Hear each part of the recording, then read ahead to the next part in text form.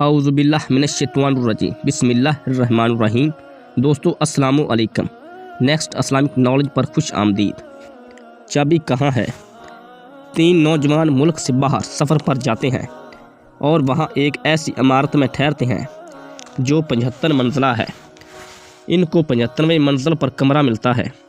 ان کو عمارت کی انتظامیہ باخبر کرتی ہے کہ یہاں کے نظام کے مطابق رات کے 10 بجے کے بعد لفٹ کے دروازے بند کر دیے جاتے ہیں، لہٰذا ہر صورت آپ کوشش کیجئے کہ 10 بجے سے پہلے آپ کی واپسی ممکن ہو، کیونکہ اگر دروازے بند ہو جائیں تو کسی بھی کوشش کے باوجود لفٹ کھلوانا ممکن نہ ہوگا۔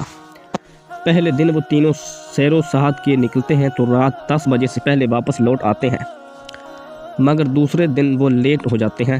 اب لفٹ کے دروازے بند ہو چکے ہوتے ہیں۔ ان تینوں کو اب کوئی راہ نظر نہیں آئی کہ کیسے اپنے کمرے تک پہنچا جائے، جب کہ کمرہ 75ویں منزل پر ہے۔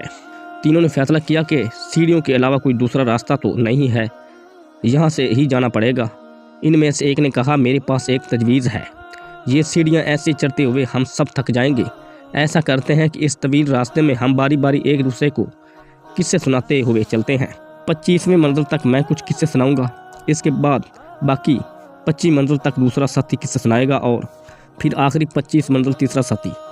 اس طرح ہمیں تھکاوٹ کا زیادہ احساس نہیں ہوگا، راستہ بھی کٹ جائے گا۔ اس پر تینوں متفق ہو گئے۔ پہلے دوست نے کہا، میں تمہیں لطیفے اور مزاح قصے سناتا ہوں، تم سب بہت انجوائے کرو گے۔ اب تینوں ہنسی مذاق کرتے ہوئے چلتے رہے۔ جب 25ویں منزل آ گئی تو دوسرا ساتھی نے کہا، اب میں تمہیں قصے سناتا ہوں، مگر میرے قصے سنجیدہ اور حقیقی ہوں گے۔ اب 25ویں منزل تک وہ سنجیدہ اور حقیقی قصے سناتے چلتے رہے۔